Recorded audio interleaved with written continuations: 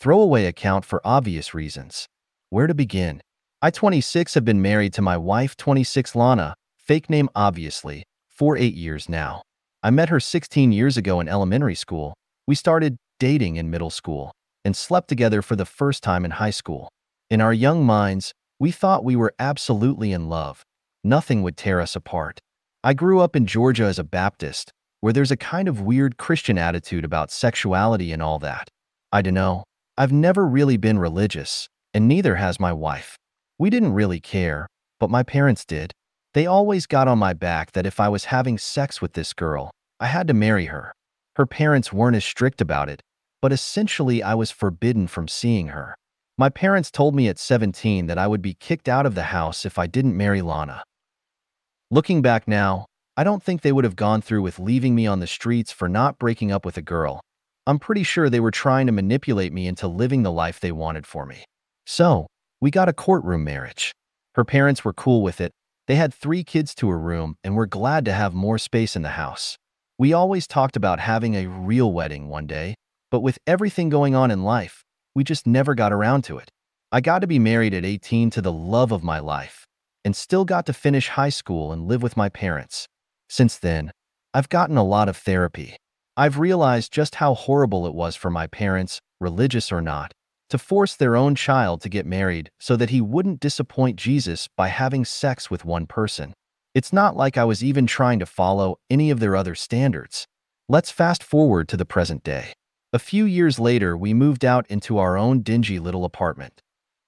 I got a job apprenticing to a plumber to pay rent, but neither me or Lana could afford school, and my dad was only willing to pay if I went to a church college or something. I've considered it many times, but it's whatever. Eventually, I kind of just stopped loving Lana. It's not that she stopped being physically attractive to me or anything. It's just that over the years she did basically nothing. She never got a job. She never did work around the house. Most days she would just play video games, smoke weed with me, and then we'd pass out or have sex. She didn't cook, didn't clean. Hell, I even had to do the laundry after work at midnight some nights, just so I'd have something to wear in the morning. I felt trapped. I wanted to divorce her so badly. I talked to her about changing so many times that I feel like I had the same conversation over and over and over. She'd get a job and quit after a month. She'd cook 3 meals in an entire week and then stop for months. These aren't things you find out about a woman in high school. So we started to get a little distant. Sex reduced to once a month, if that. We didn't even hang out most nights. When I'd come home, she'd be sleeping or way too baked to hold a decent conversation with. In the morning, she would go to Starbucks for a coffee and some other baked goods. Sometimes she'd get something for me, sometimes not. Why didn't I divorce her? Well, honestly, it was just about alimony. I could barely afford to pay rent as it is, but divorcing her, I know she'd get some kind of share of the money I already have an issue keeping. With everything about my parents, I wasn't willing to move in with them, so I just felt trapped where I was.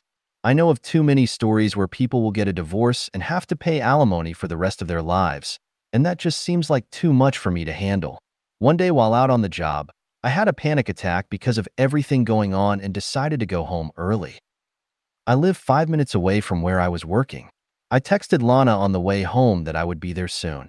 Lana answered the door in her lingerie, nearly out of breath. Well, that was suspicious already, but there was no one in the apartment, so I didn't think anything of it immediately. Thought maybe she was having some alone time, and the lingerie helped her get in the mood or something. But that night it ate at me. I didn't voice any concerns to her. I just let it eat away at me.